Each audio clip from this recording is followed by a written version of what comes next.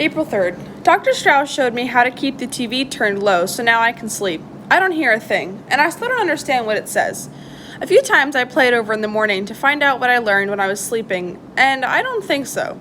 Miss Kinnian says maybe it's another language or something, but most times it sounds American.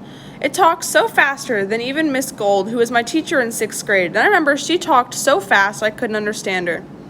I told Dr. Strauss, what good is it to get smart in my sleep? I want to be smart when I'm awake. He says it's the same thing, and I have two minds. There's subconscious and the conscious. That's how you spell it. And one don't tell the other one what it's doing. They don't even talk to each other. That's why I dream, and boy have I been having crazy dreams. Wow. Ever since that night TV, the late show. I forgot to ask him if it was only me or if everybody had those two minds.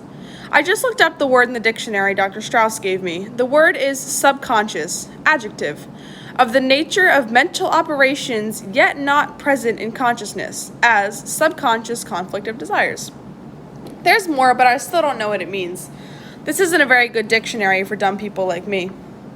Anyway, the headache is from the party. My friends at the factory, Joe Karp and Frank Riley, invited me to go with them to Muggsy's Saloon for some drinks. I don't like to drink, but they said we will have lots of fun. I had a good time. Joe Karp said I should show the girls how I mop out the toilet in the factory, and he got me a mop. I showed them, and everyone laughed when I told that Mr. Donegan said I was the best janitor he ever had because I like my job and do it good and never come late or miss a day except for my operation. I said Miss Kinnian always said, Charlie, be proud of your job because you do it good. Everybody laughed and we had a good time, and they gave me lots of drinks, and Joe said Charlie is a card when he's potted. I don't know what that means, but everybody likes me and we have fun. I can't wait to be smart like my best friends Joe Karp and Frank Riley. I don't remember how the party was over, but I think I went out to buy a newspaper and coffee for Joe and Frank, and when I came back, there was no one there. I looked all over for them till late. Then I don't remember so good, but I think I got sleepy or sick. A nice cop brought me home. That's what my landlady, Miss Flynn, says. But I got a headache and a big lump on my head and black and blue all over it. I think I maybe fell, but Joe Karp says it was the cop. They beat up drunks sometimes. I don't think so. Miss Kinnian says cops are to help people. Anyway, I got a bad headache, and I'm sick and hurt all over. I don't think I'll drink anymore. April 6th. I beat Algernon. I didn't even know I beat him until Bert the tester told me. Then the second time I lost because I got so excited I fell off the chair before I finished. But after that, I beat him 8 more times. I must be getting smart to beat a smart mouse like Algernon, but I don't feel smarter. I wanted to race Algernon some more, but Bert said that's enough for one day. Then let me hold him a minute. He said, he's not so bad. He's soft like a ball of cotton. He blinks, and when he opens his eyes, they're black and pink on the edges. I said I can feed him because I felt bad to beat him, and I wanted to be nice and make friends. Bert said no, Algernon is a special mouse with an operation like mine, and he was the first of all animals to stay smart so long. He told me Algernon is so smart that every day he has to solve a test to get his food. It's a thing like a lock on a door that changes every time Algernon goes in to eat, so he has to learn something new to get his food. That made me sad because if he couldn't learn, he would be hungry. I don't think it's right to have to make you pass a test to eat. How would Dr. Niemer like it if I had to have to pass a test every time he wants to eat? I think I'll be friends with Algernon. April 9th. Tonight after work, Miss Kinnian was at the laboratory. She looked like she was glad to see me, but scared. I told her, don't worry, Miss Kinnian, I'm not smart yet, and she laughed. She said I have confidence in you, Charlie, the way you struggled so hard to read and write better than all the others. At worst, you'll have it for a little while, and you're doing something for science. We are reading a very hard book. I never read such a hard book before. It's called Robinson Crusoe, about a man who gets marooned on a desert island. He's smart and figures all kinds of things so he can have a house and food, and he's a good swimmer.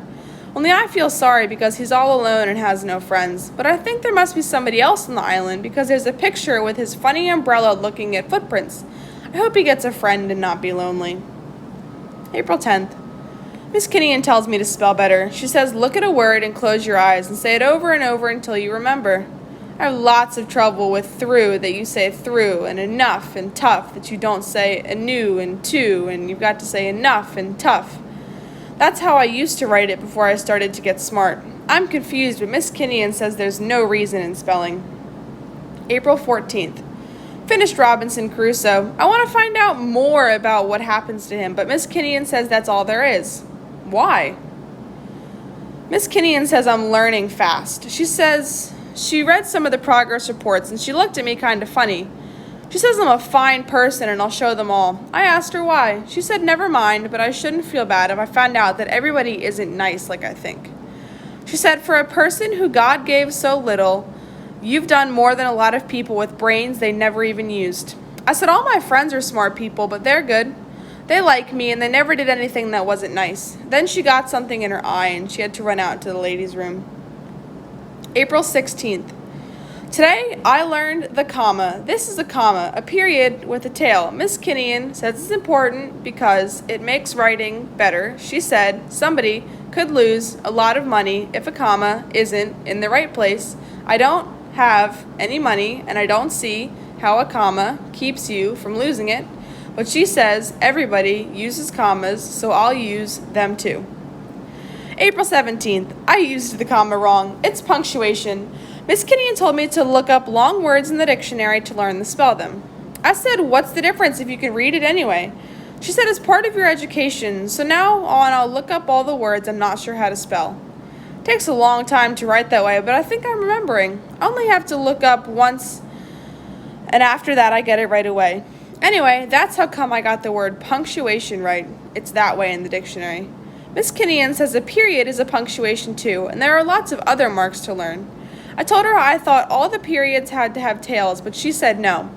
You gotta mix them up. She showed me how to mix them up, and now I can mix up all kinds of punctuation in my writing. There are lots of rules to learn, but I'm getting them in my head. One thing I like about dear Miss Kinnian, that's the way it goes in a business letter if I ever go to business, is she always gives me a reason when I ask. She's a genius. I wish I could be smart like her. Punctuation is fun. What a dope I am. I didn't even understand what she was talking about. I read the grammar book last night and it explains the whole thing.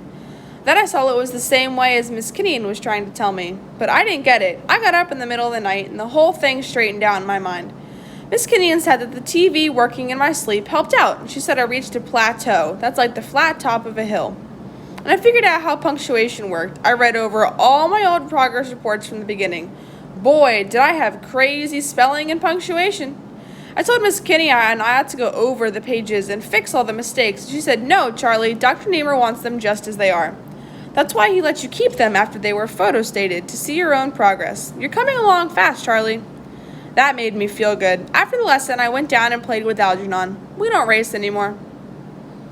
I feel sick inside. Not sick like for a doctor, but inside my chest it feels empty, like getting punched and a heartburn at the same time. I wasn't going to write about it, but I guess I got to, because it's important. Today was the first time I ever stayed home from work. Last night, Joe Karp and Frank Riley invited me to a party. There were lots of girls and some men from the factory. I remembered how sick I got last time I drank too much, so I told Joe I didn't want anything to drink. He gave me a plain Coke instead. It tasted funny, but I thought it was just a bad taste in my mouth. We had a lot of fun for a while. Joe said I should dance with Ellen, and she would teach me the steps. I fell a few times, and I couldn't understand why, because no one else was dancing besides Ellen and me. And all the time I was tripping because somebody's foot was always sticking out. Then when I got up, I saw a look on Joe's face, and it gave me a funny feeling in my stomach. He's a scream, one of the girls said. Everybody was laughing. Frank said I ain't laughed so much since we sent him off for the newspaper that night at Muggsy's and ditched him. Look at him. His face is red. He's blushing. Charlie is blushing. Hey, Ellen, what'd you do to Charlie? I never saw him act like that before. I didn't know what to do or where to turn. Everyone was looking at me and laughing, and I felt naked. I wanted to hide myself. I ran out into the street and I threw up. Then I walked home. It's a funny thing. I never knew that Joe and Frank and the others liked to have me around all the time to make fun of me. Now I know what it means when they say to pull a Charlie Gordon. I'm ashamed.